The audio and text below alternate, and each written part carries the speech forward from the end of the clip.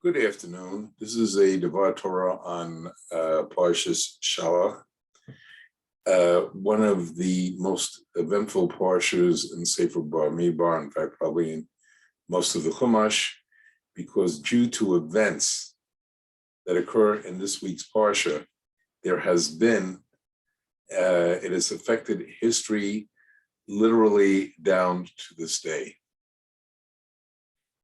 The parsha opens with the discussion of sending spies to Israel. Just to give a little background, what was the original divine plan? The original divine plan was that the Jewish people were about to enter Eretz Israel. Now, if they had had true faith and belief, they wouldn't ask for spies to be sent, because, in other words, Hashem would have gone ahead of them. All the nations, 7 Canaanite nations, would have been either conquered or left. Eretz Israel, Moshe would have gone in, the temple would have been built, and the Messianic era pretty much would have commenced at that time. However, due to the events here, the people did not have the same confidence Moshe Rabbeinu, their leader, did. And so it begins with, the parsha begins with, V'diber Adonai el Moshe lemor, Shlach lecha anshim v'yotor et ha'aretz Canaan ani noten l'bnei Yisrael, ish echad lamata avasav, tishlach lo kol nasim si behem. And Hashem said to Moshe, saying, send forth men. In other words, you send forth, shlach lecha, can mean either you send people, or it could be a singular referring to you. In other words, you should be sent, meaning Moshe himself, which I'll get into more a little later. And spy out the land of Canaan. They give the land of Israel, one man from each of his tribe.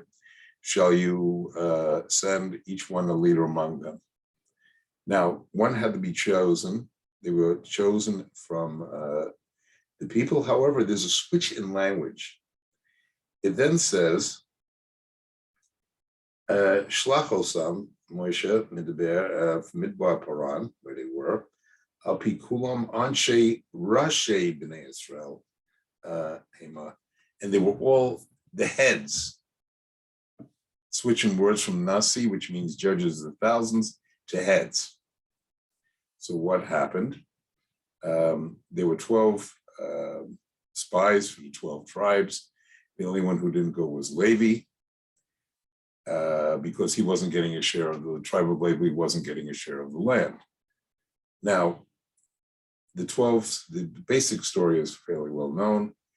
The spies went, 2 of them, Yeshua ben Nun, who eventually took the Jewish people into Israel, and Caleb,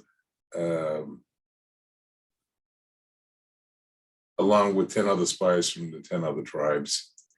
They took a long tour, went through the land, brought back the fruit, which was huge in size. It took a couple of men to carry a bunch of grapes because they were enormous. They were of enormous size. And then the problems began. Moshe, they first praised the land, false praise, how wonderful the land was, how fruitful. But then they said, 10 of the spies, we can't conquer it. It's too dangerous.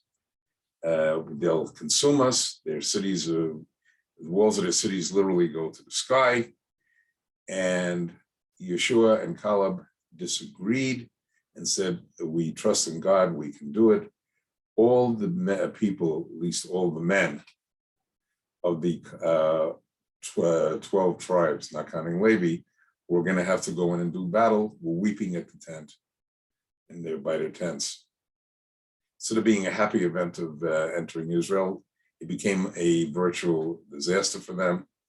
Now, the day of this is very interesting. What night was this? This was the night of Tisha B'Av, the 9th of the month of Av, which God said at that time, you're weeping now when you have nothing to weep over. I will give you a lot to weep over in subsequent times. It has been a day of disaster. It was the destruction of the first temple, the second temple, and our subsequent exile from Eretz Israel. It was also the date of the, among other things, the date of the Spanish Inquisition, followed by the beginning of World War I, which led to World War II. And it then followed that the order for the solution, for the final solution of Jewish people was signed on Tisha B'Av, date of Tisha B'Av, by the Germans, by Hermann Goering, which led to the Holocaust, completion of the Holocaust, and the year that Saddam Hussein, at least in Middle Eastern time, invaded Kuwait, which led to the first Gulf War with Iraq, which has led to all kinds of events which have changed the surface of the Middle East, not for the better necessarily, all came on that day. Now, at that time, God wanted to destroy all the men of military age, and he told Moshe, I'll make a better nation out of you. Moshe pleaded that they should be that he shouldn't destroy the Jewish people. He did it out of a concept of Kavod of Hashem, because he said, if the people were destroyed, it will be a lack of your power, because you promised to bring them into the land, and the nations will say, you know what? He killed them in the desert, not because they sinned. They're going to say, he killed them because he didn't have the power to bring them in. Plus, Moshe talked about Hashem's qualities of mercy, Rachamim, and Hashem, God relented in one sense. He relented in the sense that the men wouldn't be destroyed, but all of that generation over the next 38 years was going to die in the desert. Not one of those people who complained was going to enter, the ones that cried, and it'll be their children who said would be taken captive, who were going to inherit the land. Now, a little too late, the Jewish people showed remorse, and they said, you know what, we're going to go enter the land. They were warned not to. They tried. They were badly defeated by the Canaanites and the Amalekites. However, Hashem wanted to give the people hope. So the next command he gives is a command that will only be applied in the land of Israel, which showing, yes, you will enter, not right now, but you will enter. It was an agricultural one. And the Parsha then goes on to discuss an event where this man is picking sticks to make a fire on Shabbat, which is one of the 39 prohibited forms of work that's not allowed on Shabbat. Moshe checked with God on what we're supposed to do with him. He was executed. I will have a lot more to say about him. His name isn't mentioned here because he and his daughters will figure prominently in Parshas Pinchas, which is going to be in a few weeks. And it ends after that with the mitzvah of tzitzit, the third paragraph of Kriyat Shema, which says that fringes have to be made on the garments, and we are supposed to, when we're praying, we're supposed to kiss them. In any event, that's how the Parsha ends. Now, what I would like to focus on at this point is the question of what was really going on with the spies. It is a far deeper things going on here, largely based on the Arizal and a bit on the Zohar, that what happened here is they used the term Rosh, which means heads. Now, heads can mean two things. It can mean the chiefs of the tribes. The other meaning of however, Rosh means the originators, which would be the originators of the 12 tribes, going back to Yaakov's 12 sons. Now, it's a question here.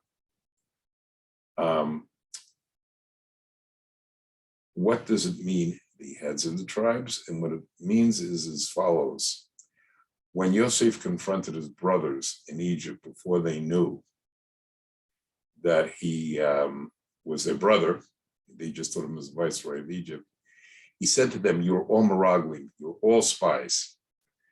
Now, in one sense, it wasn't true. He was doing that to see if they were truly going to support each other and bring Benjamin down, the one son who wasn't there. But on a deeper level, they did, in fact, become spies. Now, how does this work? There is a concept known as ibur. It's a deep concept, which means that a person has a soul in each generation that they're alive.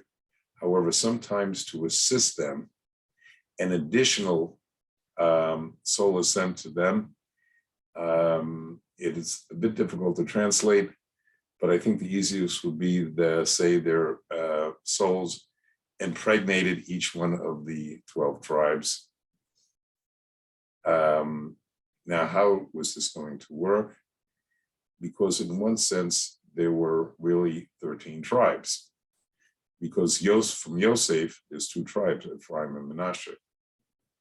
Now, the 2 leaders, the 2 spies who sided with God and didn't believe the false claims of Lashon Hara, of speaking falsely about the land of Israel. And it says, for the tribe of Ephraim, Hoshea, son of Nun, a Yud was added to his name, became known as Yeshua, Moshe's student who was eventually going to enter into the land as leader in his place. And it also talks about for the tribe of Yehuda, Kalev, son of Jubnanah. Now, those 2, so what happened here? Each one of the 12 sons of Yaakov became an ibur to assist each one of the meraglim. Now, how does that work when there were 12 tribes, but Yosef is divided into 2? Because the tribe of Levi did not send a spy. Why didn't they send a spy? Because they said they weren't going to get a share of the land.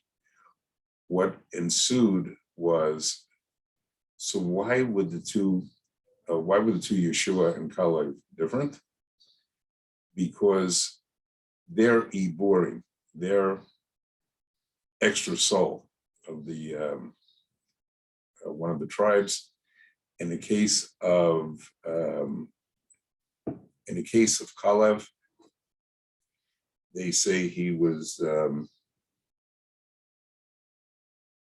tribe of Yehuda. So, not surprisingly, which one of the sons entered, as Neshama entered with Caleb, was that of Yehuda. Now, in the case of Yeshua, it's a bit more complicated, because in the case of Yeshua, it mentions for the tribe of Ephraim, Hoshea, son of Nun. So that is, yet when we're describing the spies that are going to go in, Yosef is described only, that Manasseh is described as the son of Yosef, but there's no reference to Ephraim. Now we know that Ephraim is more prominent because even though he was the younger, he's going to have a greater role than Manasseh did. And Manasseh, for which Yosef entered, his soul entered, was one of the spies that became slandered the land. And so whose neshama accompanied Yeshua? Now he had the added protection of the Yud and the blessing of Moshe Rabbeinu, but it goes one step deeper. Who entered his neshama? was the tribe of Levi, because Levi did not have a spy, because they weren't going to acquire the land. They live in separate cities within Israel. So therefore, they were the one, he entered. Now, why would Levi be sent? It says at the beginning, Shlach lecha, you should send. Now, in a plural, it means you should send all the spies. Another meaning brought down by the Arizal is that's in the singular, that you should go, Moshe. You should have been going too, as one of them arguing. But instead, he didn't go. So to represent Levi, and went to his student Yeshua ben Nun. And another proof for this that is brought by the Arizal is they say that Kalev, after the other spies slandered the land, they say that Kalev was of a different spirit. This is what Shem says. What does a different spirit mean here? It means it's talking about the neshama of Yehuda, the Ibor, who was with him, and it did not, and therefore that's another proof from the pasuk that the Iborim did enter the 12 tribes. Now, and there was no, so what happened to the other 10 tribes, the other sons of Yaakov? When the spies started slandering the land, they were no longer worthy of having the souls redeemed, of having those additional souls helping them, and they left. And in the case of Yeshua ben Nun and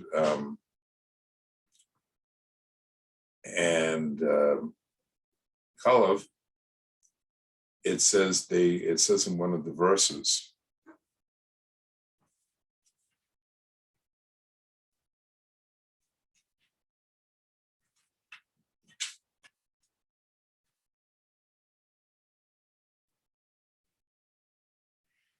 it says in Parshat 38, Yeshua ben Nun and Kalev ben Yefunah hayu min ha'anshim ha'im halachim l'tur haaretz. They were separate in effect. In other words, they came out from the men, rest of the men, the spies that did slander the land, and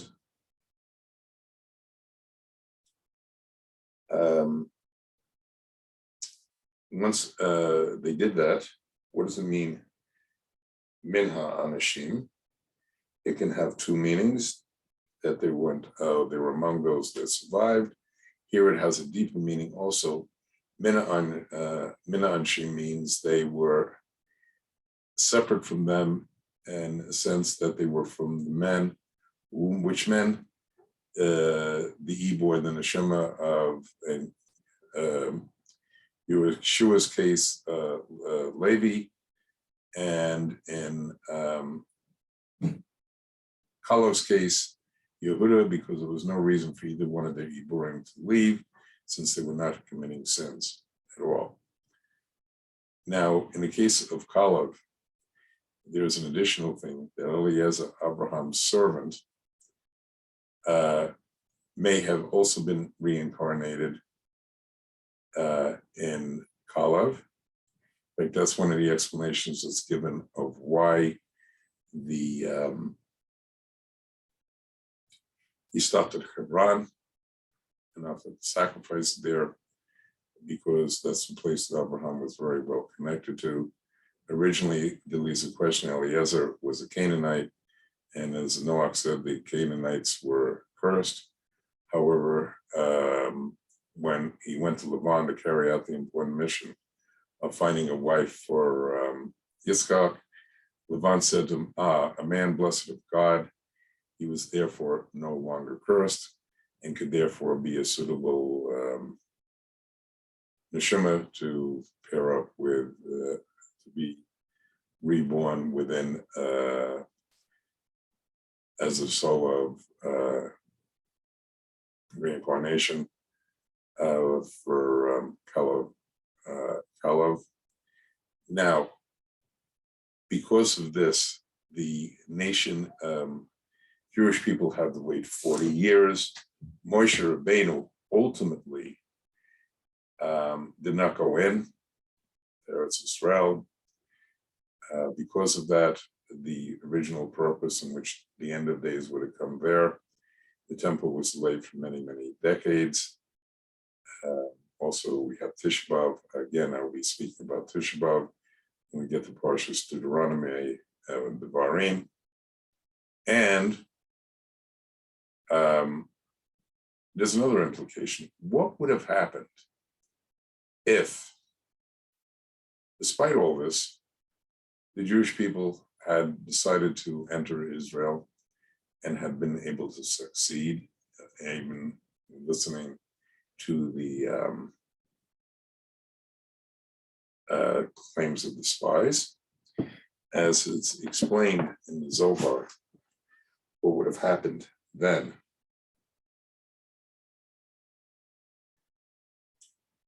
The world would not have been sustained by God for even one instant, less than a second. Why? Because what was the Avera that was committed? The sin was that of Lashon Hara, evil speech against the land. And what's the source of that Avera, that sin? In fact, all evil is the Nachash, the snake, that convinced Adam and convinced Chava to eat the fruit of the Eitz HaDaas Tov and Ra. And because of that, all of us have the tumor of the snake. And was a question though. Hashem normally forgives Averas, and he did let them survive, even though he wouldn't let them come to their land. However, there's one sin he does not forgive, according to this of Shimon, is that of Lashon Hara.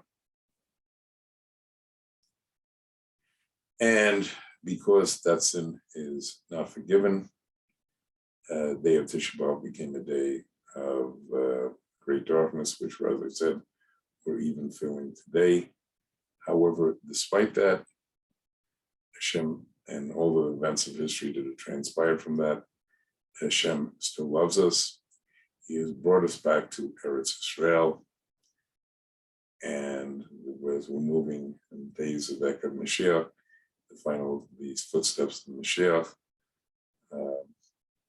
may we take positive that even though sometimes things seem dark, particularly as we get into 3 weeks into Tisha B'Av, in about a month, that Hashem cares about us, loves us, and is ultimately, even though we can't see how all the events that are going on are somehow moving towards the final redemption. Good Shabbos and Shabbat Shalom.